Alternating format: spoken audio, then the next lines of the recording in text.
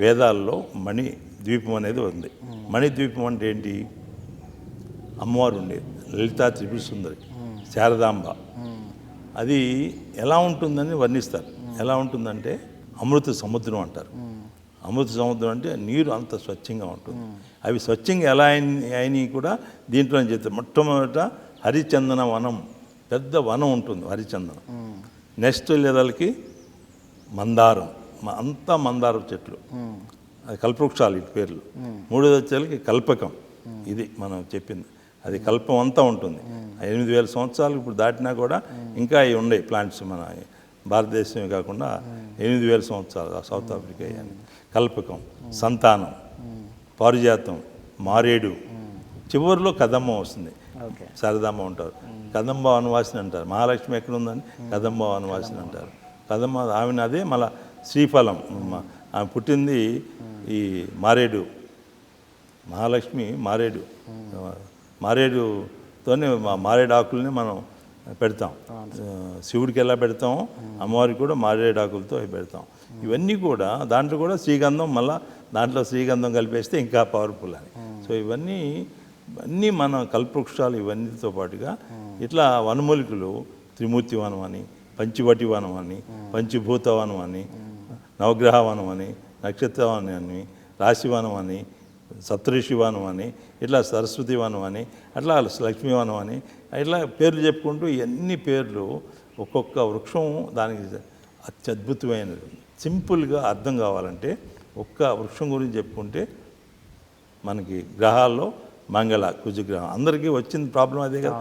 కుజుడు పట్టుకుంటే నీకు అన్ని రకాల అప్పుల పాలైపోతావు. అది నువ్వు కుజుడు సరిలేకపోతే అప్పుల పాలవుతుంటారు. అందుకని దీని గురించి చెప్తాను. అట్లాంటి చాలా ఉన్నాయి మనకి. ఇది కుజగ్రహం. కుజగ్రహం అది దానికి చెట్టు ఏంటి? చండ్ర. దాన్నే ఖదిర అంటారు. దాన్నే ఎకేషియా కెటాచు. ఎంత అద్భుతమైందో చూడండి. దీంట్లో మీరు ఫస్ట్ దాన్ని మజ్జిగ చేస్తున్న కవం, చిలికే కవం, ఆ చండ్ర, నల్లకర్ర, నోట్లో వేసుకునే పాన్, దాంట్లో కత్త అని వేస్తారు. కత్త, అవును, ఇదే దీంట్లో చండ్రతోనే. రోకలి బండ, రోకలి సారీ అది కర్ర, ముస్లి, పెద్ద పొడుగ్గా ఉంటుంది. దాంతో నీకు వడ్లు పైన పొట్టు తీయటానికి, లేకపోతే కారం చేయటానికి అన్ని రకాలుగా అది చండ్ర, ఫుడ్తో కాంటాక్ట్. నెక్స్ట్ వచ్చేదానికి మీరు పచ్చడి బండ, ఇంత పొడుగు ఉంటుంది. అది పెద్దాన్ని మనం బీరకాయ పొట్లకి అన్నింటినీ పచ్చడి చేసుకోవటానికి ఉల్లిపాయలు ఇవన్నీ కలిపి పచ్చడి బండ అదే వాడతాం. పల్లెటూళ్ళలో మంచినీళ్ళు తాగడానికి చెరువులు ఉండేవి. వాటిలోకి కాలువల నుంచి, వర్షాల నుంచి వచ్చాయి బ్యాడ్ బ్యాక్టీరియా అన్నీ వస్తాయి దాంట్లో. కానీ నీళ్లు తాగాలి.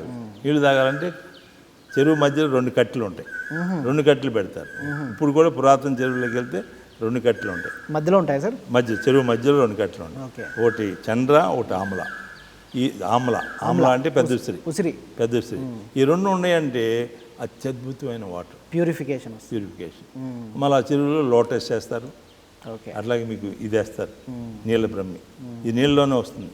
ఇది నీల బ్రహ్మి అంటే నీకు ఎంత అంతగా దాంట్లో ఉన్న మెమరీ పవర్ ఇవన్నీ మన పూర్వీకులు ఇవన్నీ ఉండబట్టే మన ఋషులు ఇక్కడ అంతా తపస్సు చేయడానికి కానీ, అంత విజ్ఞానం ఉండటానికి కానీ అన్ని న్యూ డిస్కవరీస్ అన్నీ ఇక్కడే జరిగినాయి.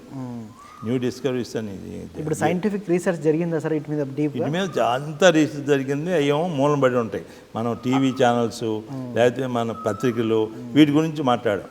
ఇవి అంటరానివి, అన్టచబుల్. బర్గరు, పిజ్జా గురించి, వీటి గురించి అయితే బ్రహ్మాండంగా ఒక పొలిటీషియన్ అన్నా, లేకపోతే ఒక సెలబ్రిటీ అన్నా, ఒక క్రికెట్ అన్నా, లేకపోతే ఇవన్నీ వస్తాయి చూసారు. వీటికంటే వాటికి కొట్లాటలు చూపిస్తారు టీవీలో. కానీ మళ్ళీ ఇంకేం లేకపోతే రోడ్డు మీద యాక్సిడెంట్స్, లేకపోతే ఏదన్నా పెట్రోల్ పోసి ఏదో కారులో నీళ్ళు పెట్టినట్టు, లేకపోతే ట్రైన్కి లోన పెట్రోల్ పోసేసి అంటించినట్టు, ఇది పెద్ద వార్తలు. దీంతో మనకి వ్యూవర్స్ కూడా ఎందుకు వస్తుంది? జనం అలా ఉండాలి. జనానికి కావాల్సింది ఎగ్జైట్మెంట్, ఎంటర్టైన్మెంట్. ఇంతేగాని మన ఆరోగ్యం గురించి, మన పూర్వీకుల గురించి, మన సంపద ఏంటి, మన ఈ భారతదేశం యొక్క ఔన్నత్యం ఏంటి, వీటి గురించి ఆ పాజిటివ్ థింకింగ్ వాళ్ళు తక్కువైపోయారు సార్. అంటే మన పూర్వీకులు వాళ్ళ మేధోశక్తితో, వాళ్ళ ధ్యాన శక్తితో, వాళ్ళ తపశక్తితో కనుక్కున్నారు ఏ మొక్కలో ఏముంది అని. అప్పట్లో ఇంకా ల్యాబ్లు, మైక్రోస్కోప్లు లేవు. ఈరోజు ఒక్కొక్కటి సైన్స్ చెప్తుంటే నోరు ఎల్లబెడుతున్నారు. ఏంటి ఎలా కనుక్కున్నారు వేల సంవత్సరాల కోసం? నేను ఇప్పుడు పేరు లేని జబ్బుకి పెన్నేరు గడ్డ అన్నారు, పేరు లేని జబ్బుకి పెన్నేరు గడ్డ. ఇప్పుడు ఈ వైరస్లు వచ్చినాయంటే అదే ఇప్పుడు గతి. పేరు లేని అన్ని వైరస్ పేర్లు చెప్తారు. కోవిడ్ ఏదో పేర్లు పెడుతున్నారు. ఇప్పుడు దానికి అంతకుముందు పేరు ఎక్కడిది? ఇంకా వచ్చేవి కూడా పేరు లేని చాలా వస్తాయి. వాటన్నిటికీ అశ్వగంధ, పెన్నేరు గడ్డ అంటే అశ్వగంధ. అది మీరు తీసుకోండి, అది యాజ్ ఎ రా పౌడర్, దాన్ని కింద వేరు వస్తుంది. ఆ వేరుని మీరు రోజు కాస్త జస్ట్ 10 grams 20 grams మీరు నీళ్ళు వేసుకుని తీసుకోండి, కాసి తాగండి. ఆకులు అయినా సరే దాన్ని కషాయంగా తాగండి. మీకు ఇమ్యూనిటీ సిస్టమ్ ఎంతవరకు పెరుగుతుందంటే, స్టెరాయిడ్స్ ఎందుకు ఇస్తారు మీకు? స్టెరాయిడ్స్ దీంట్లో ఇచ్చేవాళ్ళు నీకు ఒక హార్ట్కి లేకపోతే బ్రెయిన్ సర్జరీనో లేకపోతే జరిగినప్పుడు వెంటనే స్టెరాయిడ్స్ ఇస్తారు. వేరే ఇంకా నీకు ఏమి లేనప్పుడు ఆ స్టెరాయిడ్స్ ఇచ్చినప్పుడు ఏమవుతుందంటే దాని వరకు బాగా చేస్తుంది. కానీ నువ్వు అదే కానీ కంటిన్యూ చేస్తే 400 mg నుంచి 2.5 mgకి టేపర్ చేసుకుంటూ వెంటనే వితిన్ 3 months 6 months నువ్వు చేయకపోతే నీకు కొన్నాళ్ళకి మంది వేస్తే ఉన్నాళ్ళకి పోయినట్టుగా నీకు హార్ట్ ఉంటే మొత్తం అన్ని ఆర్గాన్స్ పట్టుమని వెళ్ళిపోతాయి. అంత దారుణమైంది స్టెరాయిడ్స్. ఒబెసిటీ వచ్చేస్తుంది, అన్ని రకాల జబ్బులు వస్తాయి. అది దీని నుంచి తీసి సింథటిక్ చేయటం వలన దానికి సైడ్ ఎఫెక్ట్స్. దేని నుంచి తీసి? ఇదే మన అశ్వగంధ నుంచే తీసింది అది.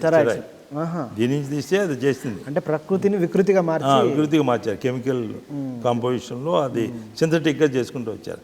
అదే ప్రాబ్లం. దానివల్ల దానికి వరకు తగ్గిస్తుంది కానీ సైడ్ ఎఫెక్ట్స్ బోల్డ్ అని వచ్చేసి అదే డైరెక్ట్గా ప్లాంట్ని తీసుకున్నాం అనుకోండి, ప్లాంట్ తీసుకుంటే బాడీలో స్టెరాయిడ్స్ని ప్రొడ్యూస్ చేస్తుంది. అది సేఫెస్ట్. దానివల్ల నీకు అసలు ఏ ప్రాబ్లం సైడ్ ఎఫెక్ట్స్ అనేది ఉండవు.